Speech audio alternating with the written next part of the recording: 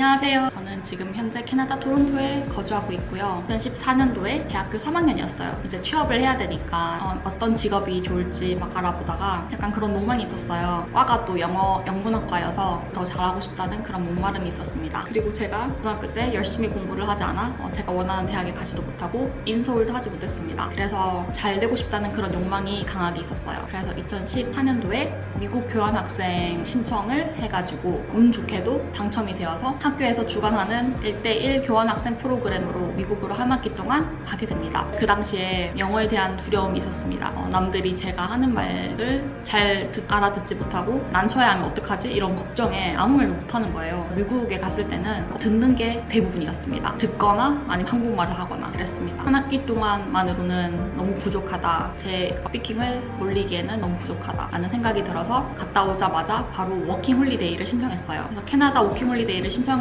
호주식 영어보다는 캐나다식 북미 쪽의 영어에 더 끌려서 영국은 그때 생각을 안 했던 것 같아요. 그때는 호주 아니면 캐나다였는데 제가 캐나다 북미식 영어를 더 좋아하고 미드나 드라마를 봐도 버터 같은 영어 발음이 좋아서 캐나다 워킹 홀리데이를 신청했습니다. 신청하고 운 좋게도 다행히 돼서 캐나다 토론토로 왔습니다. 그 당시에는 주위에 물어볼 곳이 정말 마땅치 않은 거예요. 그래서 시행착오를 많이 겪었습니다. 네이버 블로그 카페에 막 물어봤는데 마음에 와닿지 않아서 그냥 맨 땅에 부딪혀보자, 일단 가서 해보자 하고 준비도 많이는 되지 않은 채로 그냥 무작정 왔습니다. 와서 정말 맨 땅에 헤딩을 한 셈이죠. 맨 땅에 헤딩을 하면서 실수를 통해 얻은 값진 노하우들을 여러분께 내 새로운 꿈을 안고 워킹 홀리데이를 신청하시는 모든 분들께 저의 노하우를 드리고 싶습니다. 워킹 홀리데이의 노하우뿐만이 아니라 캐나다의 삶이 궁금하신 분들에게 저의 삶을 보여드리고 제가 영어 공부를 어떻게 했는지 보여드리면서 시작을 해보려고 합니다. 그래서 1년이 끝나갈 무렵에 저의 영어 프레임을 더 넓히고 싶어서 대학교에 진학을 해야겠다라는 생각이 들었어요. 당시에 무슨 과를 갈까 생각을 엄청 했어요. 그때는 유아교육과가 한국인들이 제일 많은 학과였습니다. 상대적으로 그 과를 나오고 영주권을 취득하신 분들이 꽤 있어서 그 말을 듣고 가시려고 하는 분들이 많았어요. 근데 저는 자신이 없는 거예요. 제가 아기를 엄청 좋아하긴 하지만 키워본 적도 없고 그때는 그렇게 끌리진 않았습니다. 어떤 과를 갈까 하다가 그 당시에 폭식증을 좀 알고 있어서 그런 영양학적 관점으로 음식을 바라볼 때였습니다. 그래서 영양 쪽으로 관심이 많아서 그쪽으로 컬리지에 입학을 하게 됩니다. 당시에 갔던 컬리지가 험벌 컬리지라고 험벌 컬리지 푸드 앤 뉴트리션 매니지먼트 학과로 입학을 하게 됩니다. 입학을 하고 열심히 공부를 하고 지금 현재는 토론토 내에 있는 대학 병원 뉴트리션 부서에서 다이어 테크니션 포지션으로 근무하는 5년차 직장인입니다. 캐나다 토론토의 산지는 약 7년 정도 되었는데요. 지금 7년이라는 시간이 가는 게 믿기지 않을 정도로 정말 시간이 빨리 갔습니다. 아마 코로나 터지고 한 2년 정도는 정말 훅 지나간 것 같습니다. 제가 항상 유튜브를 해야겠다라는 마음만 가지고 맨날 바빠서 학교를 다니거나 아니면 지금은 때가 아니다, 준비가 안 됐다 그런 마음 때문에 항상 시작을 못했어요. 그래서 올해는 안 되겠다, 내가 안 하면 정말 사람이 아니다. 4년 동안 이렇게 고민만 하다가 준비는 진짜 될 날이 없겠다. 제가 말을 잘하는 게 아니기 때문에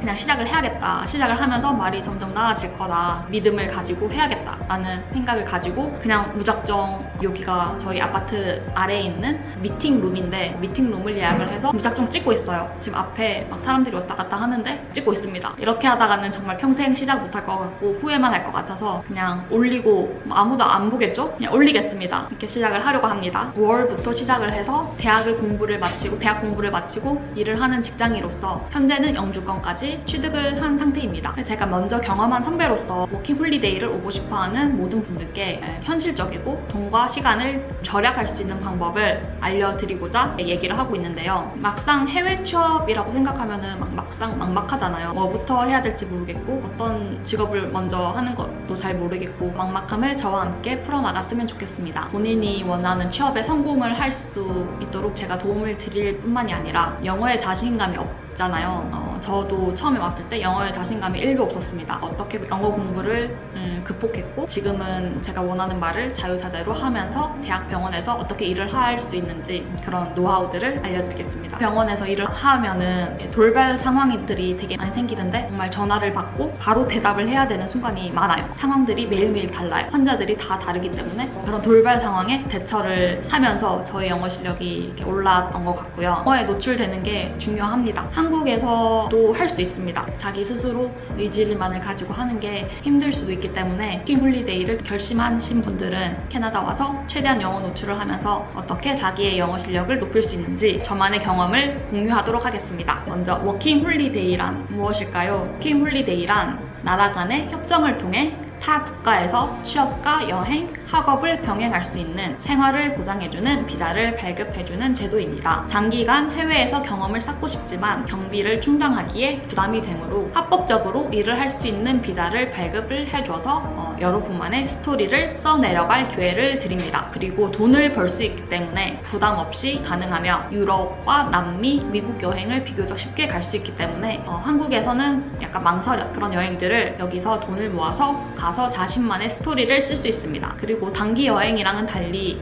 장기적으로 캐나다 현지 문화를 체험할 수 있는 장점이 있습니다. 워킹 홀리데이를 가지고 캐나다에 왔을 경우 여러 도시에서 그 나라의 생활을 체험할 수도 있습니다. 사실 1년이란 시간이 짧을 수도 있고 길 수도 있습니다. 원하는 바를 이렇게 분명하게 설정하고 목표를 설정해서 왔을 때는 그 시간이 짧을 수도 있습니다. 하지만 괜찮아요. 어떻게 뭐를 해야 될지 잘 모르시는 분들 괜찮습니다. 제가 여러 직업들을 소개해 드릴 테니 그 직업들 중에서 자신이 관심 갈 만한 직업을 선택해서 충분히 할 수 있기 때문에 걱정하지 않으셔도 됩니다. 워킹 홀리데이를 경험을 하면은 뭐가 좋을까요? 도대체 그 먼 데까지 가서 뭐 굳이 경험을 해야 될까? 한국에서도 충분히 영어 공부를 할 수 있는데 뭐가 좋을까요? 왜 와야 될까요? 이런 홀리데이를 경험하면서 되게 좋았던 점, 이득이 됐던 점, 영어에 노출된 나라에 살면서 영어 실력을 올리는 동시에 돈을 벌 수 있는 큰 장점이 있습니다. 저축을 하려고 버는 것보다는 그 돈으로 제가 가보지 못했던 학생 때 가보고 싶었던 그런 나라들을 여행을 하고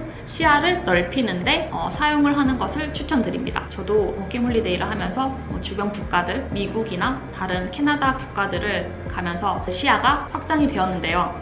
시야가 확장이 되면은 일단 그런 마인드 자체가 좀 달라집니다. 우물 안에 개구리 같은 그런 마인드가 있어요. 어떤 마인드냐면 일단 어떤 거를 시도하기 전에 두려움이 엄청 많아요. 저도 그랬었습니다. 제 안에 갇혀 살았을 때 그런 어떤 작은 마음이 저를 항상 괴롭혀요. 이거 하면은 너는 안 될 거야, 실패할 거야, 준비가 되면 해야 돼, 일단 지금은 아니야 이러면서 저를 항상 끌어내렸어요. 항상 하고 싶은 마음이 들었는데 작은 마음들 때문에 망설였고 미뤘고 하지 않았어요. 그러면서 1년이 가고 2년이 가고 3년이 갔습니다. 그래서 하지 못했던 것들을 못하게 되니까 저 스스로에 대한 실망감도 크고 후회도 되니까 그냥 삶이 재미없어지는 단계까지 가더라고요. 그런데 여행을 다니게 되면은 물론 새로운 것을 보면서 재미있을 뿐만이 아니라 작았던 마음들이 확 넓어지게 되는 계기가 됩니다. 이렇게 여행을 다니면은 다른 나라 사람들을 많이 보게 되잖아요. 그러면서 나도 이렇게 할 수 있다라는 그런 마음이 이게 속에서 생기게 됩니다. 약간 두려움이 없어진다고 해야 될까요? 시야가 확장되는 거는 분명합니다. 워킹 홀리데이를 하면서 돈을 벌게 되면은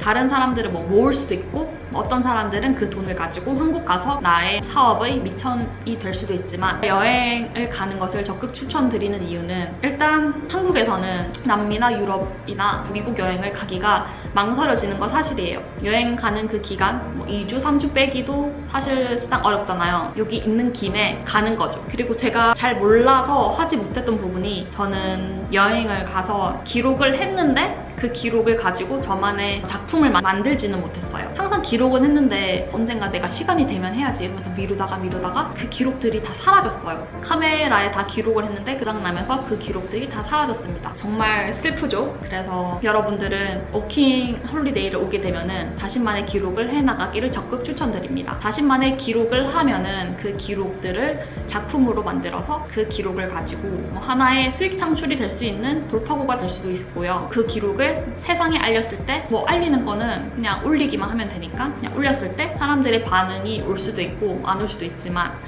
그래도 안 하는 것보다는 해보는 게 좋겠죠? 한 번뿐인 인생에서 해외에서 살 수 있는 기회는 듣기 드뭅니다. 네, 저 역시도 20대 때 해외에 가서 살아보지 않았으면 30대 때 못했을 것 같아요. 20대였으니까 한 것 같습니다. 그때는 막 돈을 모아야겠다 막 그런 간절함이 없었어야 되나? 경험을 더 중요시하는 그런 시기였었어요. 그래서 일단 돈보다는 경험을 쌓고 뭐 이런 경험들이 언젠가는 자산이 될 거라는 믿음을 가지고 이것저것 시도를 많이 했던 것 같습니다. 한 번뿐인 인생에서 해외에 살 수 있는 기회는 극히 드물고 이때는 급한 마음을 가지기보다는 마음을 좀 더 여유롭게 가지고 매일 도전하는 자세가 중요하다고 생각합니다. 도전하는 자세가 어떤 자세냐면 이건 정말 부딪히지 않으면 좀 해결하기 어려운 그런 마음인데 그 안에 있는 그 두려운 마음들이 도전을 했을 때 없어져요. 그 두려움이 없애야겠다 이렇게 마음만 갖고 있으면 없어지지 않더라고요. 그 도전을 실제로 했을 때 뭐 실패를 하든 성공을 하든 그 두려움이 없어지는 것 같습니다. 성공을 하면은 기쁘고 실패를 하게 되더라도 그 실패 속에서 뭐 아시는 얘기겠지만 그 실패 속에서 분명히 배울 점이 있습니다. 그 실패 속에서 그 배울 점을 가지고 다시 회복 탄력을 해서 다시 도전할 수 있는 그런 힘이 생깁니다. 1년 동안 워킹홀리데이를 하면은 그동안 자신이 주체적으로 인생의 주인이 되어서 그 1년을 꾸릴 수 있는 멋진 기회가 될 수 있으니까 저는 그 점에서 워킹홀리데이가 매력적이라고 생각합니다. 워킹홀리데이를 했을 때 그 경험과 글을 영상으로 기록을 하시길 적극 추천드립니다. 제가 아까 말했듯이 저는 하지 못했어요. 당시가 2015년이었는데 그때는 유튜브라는 게 활성화되지는 않은 시기여서 영상을 촬영해야겠다는 그런 생각을 하지 못했었어요. 글도 써야겠다는 생각을 하지 못했었습니다. 이렇게 시간이 지나고 2018년, 19년 정도가 됐습니다. 그때 막 유튜브가 뜨는 시기였어요. 그때도 시작을 하자.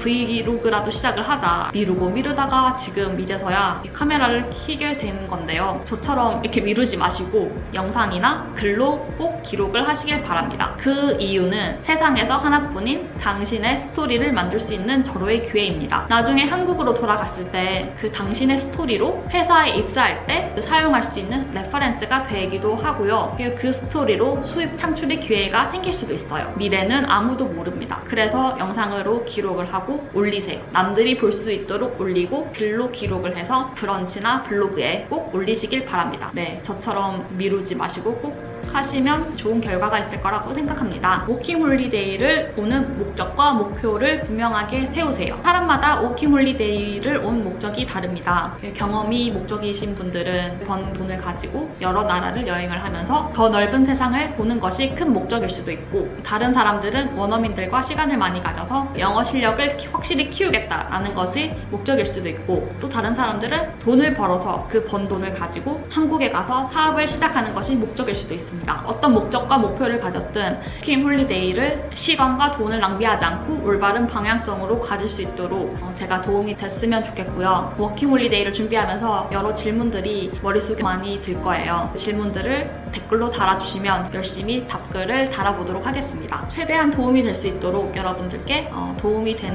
도우미가 됐으면 좋겠습니다. 영어 공부에 대한 궁금증도 댓글로 달아주시면 열심히 댓글을 달아보도록 하겠습니다. 영어에 대한 컨텐츠도 꼭 기획을 해서 차례대로 시간이 날 때마다 올릴 예정입니다. 보통 워킹홀리데이를 시작하면은 막 어학원을 어디에 가야 될지 집을 어떻게 찾아야 할지 모르겠잖아요. 그런 노하우들을 제가 알려드리도록 하고 저는 어학원을 갔는데 굳이 가지 않아도 될 어학원이었습니다. 솔직히 어학원을 가면은 저랑 실력이 비슷한 친구들이 다 반에 앉아 있어요. 반에 앉아서 이렇게 공부를 하는데 이렇게 서로 얘기를 하면은 서로 문법이 뭐가 틀린지도 모르고 그냥 서로 이렇게 얘기를 하는 거예요. 얘기를 하고 그냥 단어만 캐치하고 딱 한 단어만 알아듣고 얘가 이런 말을 하구나 이렇게 유추를 하는 거죠. 제대로 된 영어를 배우려면은 원어민과 소통을 하면서 그 원어민이 제가 말했던 문장들을 고쳐주는 문장을 적어서 다른 원어민한테 쓰고 일상생활에 올바른 문장을 계속 써서 수천 번, 수만 번 연습을 하고 입으로 나와서 그 문장이 입에 배이는 것이 그렇게 언어를 배우는 거예요. 어학원에 가면은 원어민 선생님 말고는 사실 다 비슷한 학생들끼리 수업 클래스에 앉아서 하기 때문에 솔직히 영어 실력은 늘지는 않아요. 그리고 원어민 선생님들은 워낙 바쁘기 때문에 제가 만나려고 하면은 뭐 하루에 1시간을 기다려야 해요. 효율성이 떨어지기 때문에 캐나다에서 어떻게 원어민들을 만날 수 있는지 방법들을 공유하도록 하겠습니다. 이번 영상은 여기서 마무리를 하고 캐나다에 관련된 삶이나 라이프, 영어 공부, 워킹홀리데이, 취업, 이민, 어학연수 관심 있으시거나 궁금하신 분들이 있으시면은 댓글로 달아주시면 제가 그 댓글을 보고 또 만들어서 영상으로 찾아뵙겠습니다. 영상을 봐주셔서 진심으로 감사드리고요. 더 나은 모습으로 좋은 콘텐츠를 가지고 돌아오겠습니다. 감사합니다. 안녕. 아, 대박. 했어. 찍었어. 그래. 꼭 올리는 거야. 진짜 올리자. 올려야 돼. 올릴 거야. 할 수 있어. 유튜브 시작. 화이팅!